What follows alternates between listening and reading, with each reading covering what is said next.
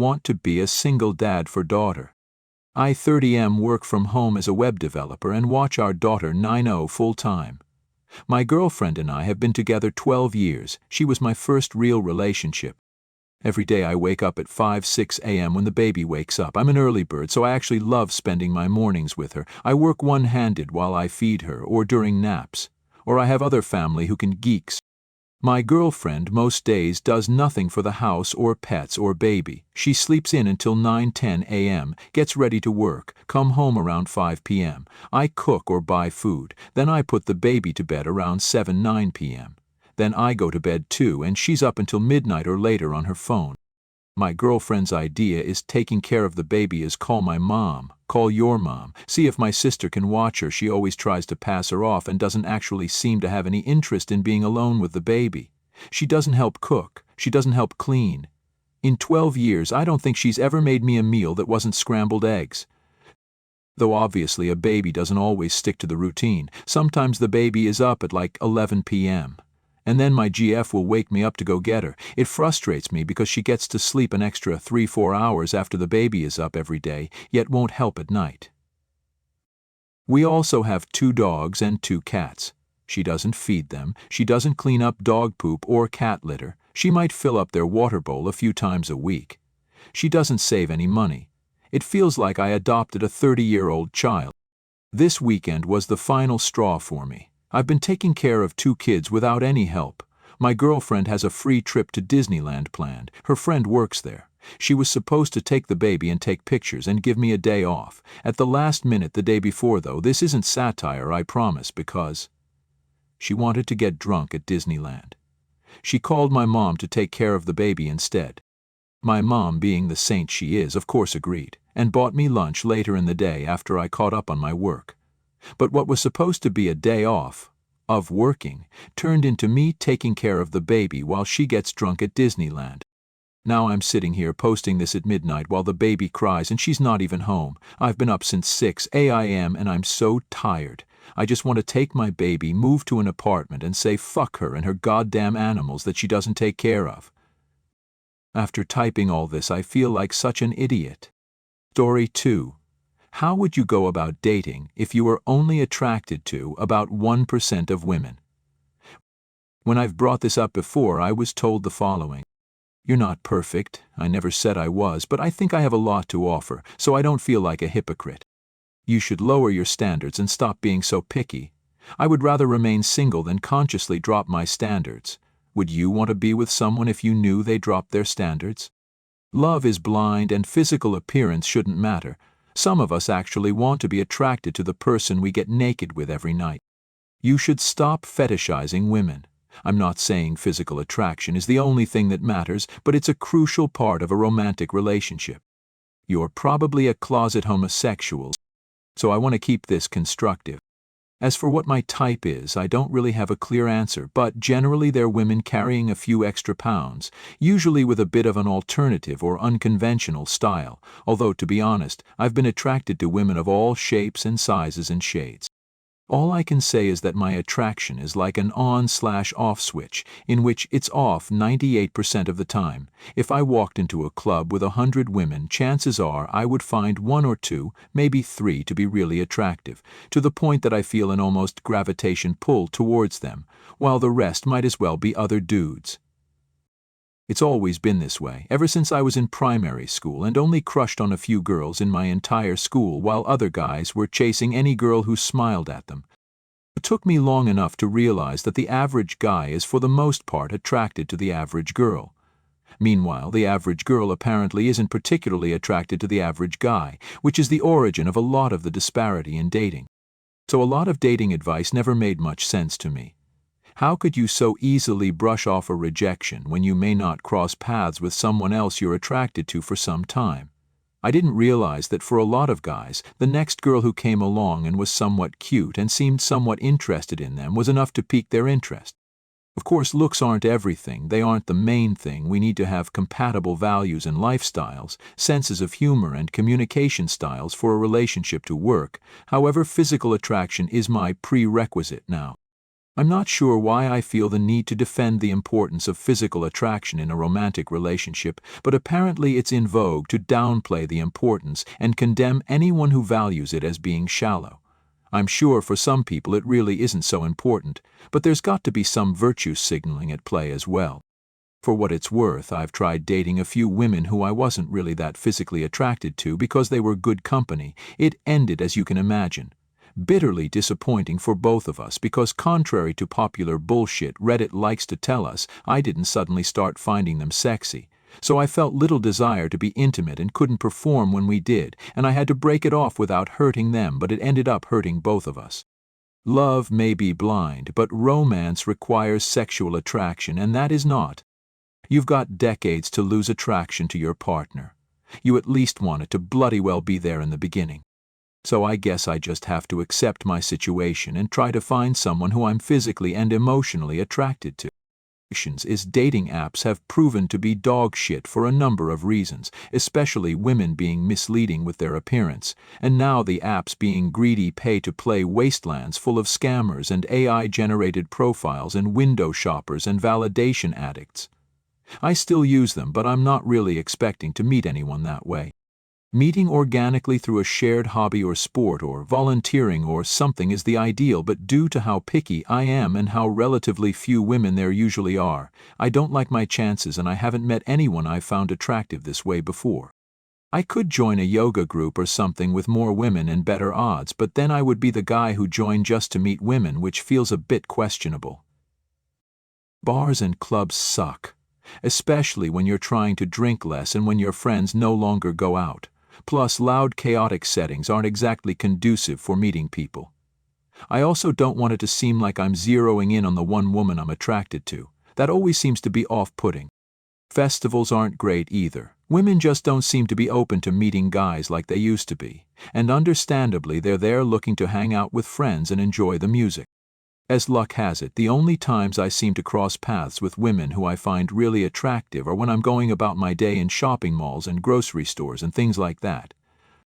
So I've decided life is short, and while approaching strangers can be uncomfortable and unlikely to go down well, I am a good-looking guy with a fair amount of charisma, and I don't have many other options, so it's what I have to resort to. I've done it a couple times, tried different styles, and I think going direct is the best, especially when we're in settings that aren't really conducive to having longer conversations, telling them they caught my eye and I would love to get to know them sometime if they're interested. Finding a smooth segue into a conversation is great, but I can't always find one, especially when I only have a few seconds to say something before I never see them again. I've had a couple dates with women I met this way. None progressed beyond the third date, but unlike dating apps, I can at least make sure we have baseline attraction and chemistry before I waste time talking to them. But still, it seems a bit desperate and it's not ideal. Anyway, a few questions. If you were in my shoes, how would you go about meeting people? How would you avoid coming off as desperate when you finally did meet someone you were into? Have you ever become physically attracted to someone you had little to no initial attraction to? And is there anyone who can relate with this? Story 3. I don't want my SO cuddling with other men. Probably sounds cliché, but I could really use some help with this. I, 32M, have been seeing someone, 31F, for roughly 4 months now. We were friends first and agreed to take it slow, but have organically gotten close enough to mutually admit we're in love, and now I'm wondering if I'm inadvertently putting too much pressure on her after all. We both have pretty fucked up trauma pertaining to exes, but we act like a couple in every way, in all but name. Let me preface this by saying that I truly do not believe there's anything intrinsically wrong with platonic affection, but her boundaries pertaining to it seem to be a lot looser than mine. As someone who has been mostly poly all her life, and I'm monogamous, she thinks that it's okay to give freely to everyone no matter what, but I think that there are some people with whom it's not going to be appropriate, and that one's romantic partner should take precedence over a friend.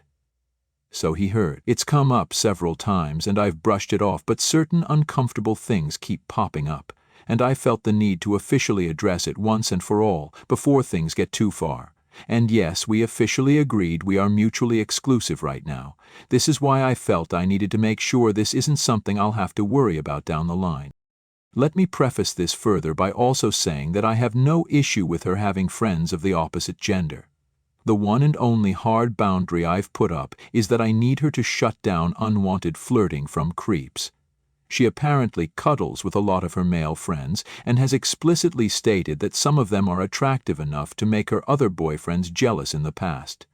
The way she and I cuddle is deeply, deeply intimate. There is no better feeling in the world to me, and I told her I simply cannot tolerate her replicating the same with other men, and that if she were to ask the same of me, I would acquiesce in a heartbeat. She reacted very negatively and hostilely, said she didn't want to stop, and called me insecure for it. I proposed a hypothetical. If we were in the same room, would you stop? She thought that it was totally unreasonable, and so I threatened to leave on the spot because I don't want to invest more time in this if she can't make me her priority over other people. She then quickly started backpedaling and insisting that she just meant casual hugs, but that was not the case to me, because if it was, I wouldn't have felt so strongly about it. After she clarified what she allegedly really meant, it felt like we came to a resolution and that she was actually agreeing with me the whole time and that it was a misunderstanding. But she then started crying profusely and said she's now terrified that I'm going to leave at moment's notice and that she no longer feels secure in the relationship and has a lot of things to think about now. We both still love each other, and I reassured her that if that's really what she meant, then she has nothing to worry about.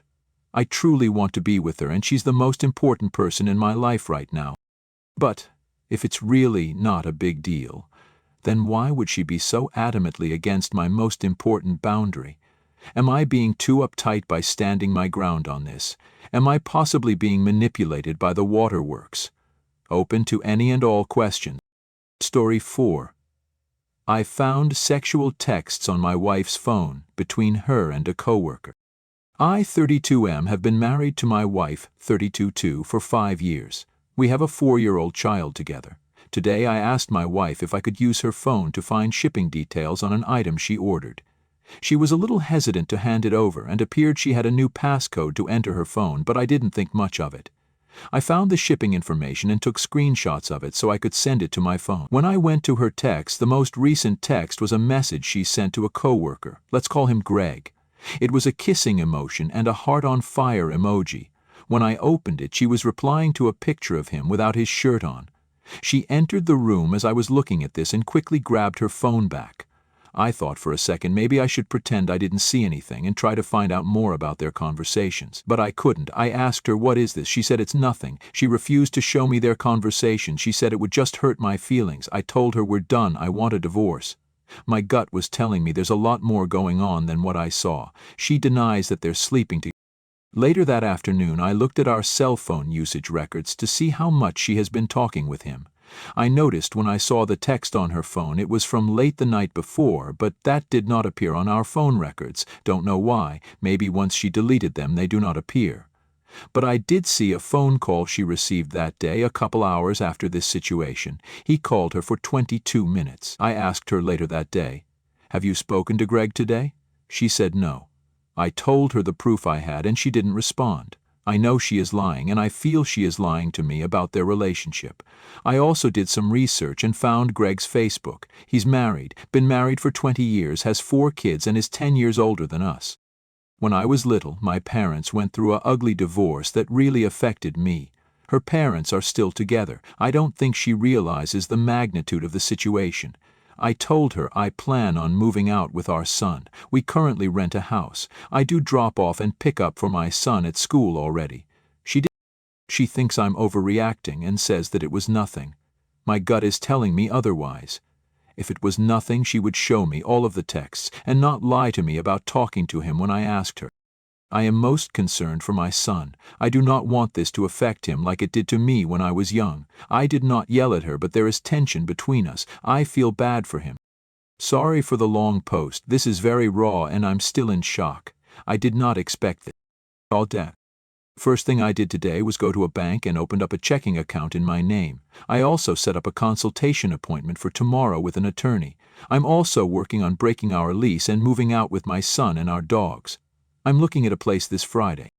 I still pressed her to see the messages and she told me she deleted them. I'm looking into ways to access them. I told her if she can't recover the messages and show me, I will be telling his wife about the situation. When I speak with the attorney tomorrow, I'll ask his advice on what to do. She says she's on board with me being the primary caregiver and her seeing our son every other weekend and the 2 days she's off during the week. I learned today that in North Carolina you need to be separated for a year before divorce, so that's our plan. If we can agree on a parenting plan, we can file for divorce after the year of separation. I appreciate all the advice, makes me feel that I'm not alone in this. Story 5. I think my marriage is... I, 32M, and my wife, 28F, married in January 2020. We began dating in 2017, got engaged in December of 2018. While we were dating and engaged, we fell in love with each other and were happy. Once we were married, things began to sour.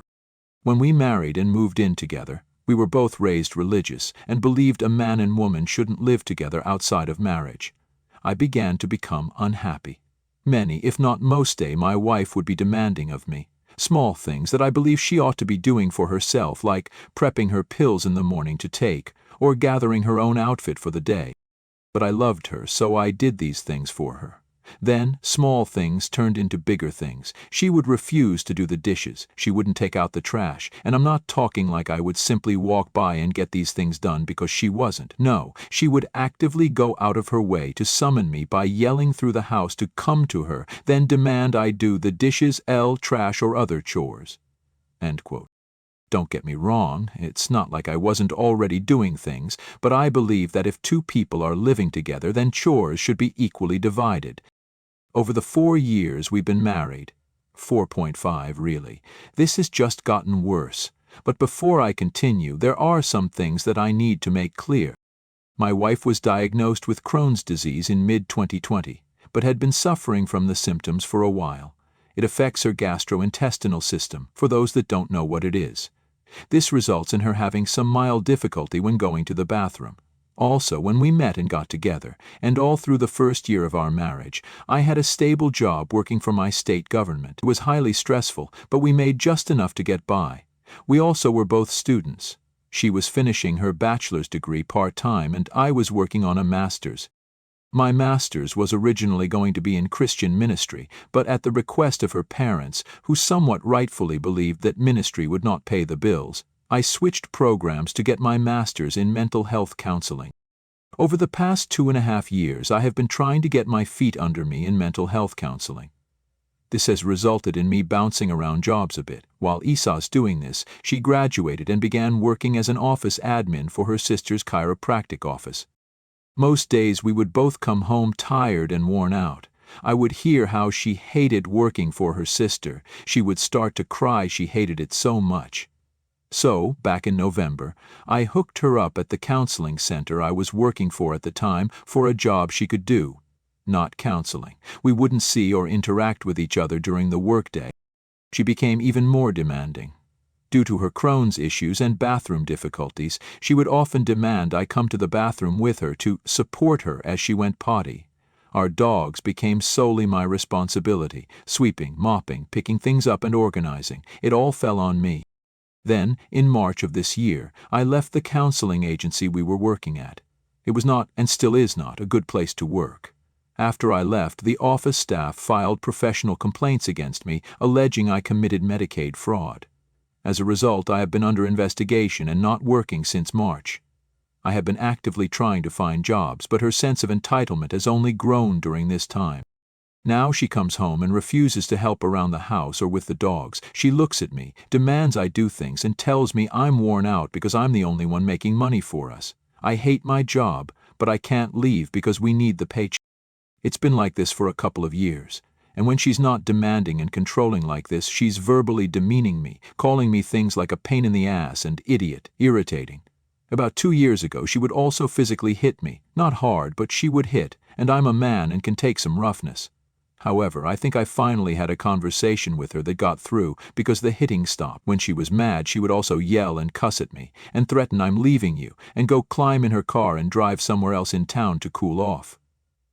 She would always come home, though. We certainly entered the honeymoon phase of our marriage when we first got married. These things, the demeaning, the controlling, the hitting and threats, all began happening after about the first year of our marriage. Here is where I am most broken, embarrassed, and not happy. When these things started happening, I would ask her simply and calmly not to curse at me and to have a calm conversation about what she was upset about. She would continue to yell and curse and ignore me. Like I said, she would hit me and threaten me, so I would mentally and emotionally check out of the marriage. This led to a moment of weakness one day, and I ended up cheating on her. It was never in person or physical, it was all online. I recognize and own the hurt I caused her in our marriage when it happened, and I am truly remorseful for it. Before anyone asks, yes, I've been to individual therapy for it. Her reaction? To tell me that I wasn't really working on myself, but going into the therapy session and making her the bad guy to my therapist. From day one of our marriage in 2020, there was no trust. I always had to have my phone's GPS location shared with her. She actively spied on me during the day using it. This was before the cheating incident even. We have had problems in our marriage, but even as recent as last week we had a constructive conversation where we discussed both having the desire to fight for our marriage, and we both agreed that couples counseling was needed when we had some spare funds to afford it. At times, she would even tell me that she would rather stay in a loveless, sexless, I'm asexual, we don't do it, marriage than divorce me and move back home to deal with her overbearing parents. So I honestly believed there was hope for our relationship, especially if we took steps to get into therapy and deal with our issues. That's why it was such a shock when I came home from work last night with no communication from her and all her things, kitchen stuff, clothes, everything, gone. She's not talking to me. Her family is not talking to me. I believe that she has been triangulated by her family and forced into this. Her parents have had a background check done on her now brother-in-law, before he and her sister had even gone on their first date. It's not unreasonable to assume they have done the same on me. They are well-to-do, maybe have millions in savings, retirement, not liquid. They are accustomed to a certain lifestyle. I was not the most well-off financially, and am still trying to just live paycheck to paycheck. Her parents, from what she has told me in the past, have, on numerous occasions, tried to convince her to divorce me. She has always rebuffed these advances and told me how she doesn't want much of a relationship with her family because of this. Am I overreacting, or is this the end of our relationship?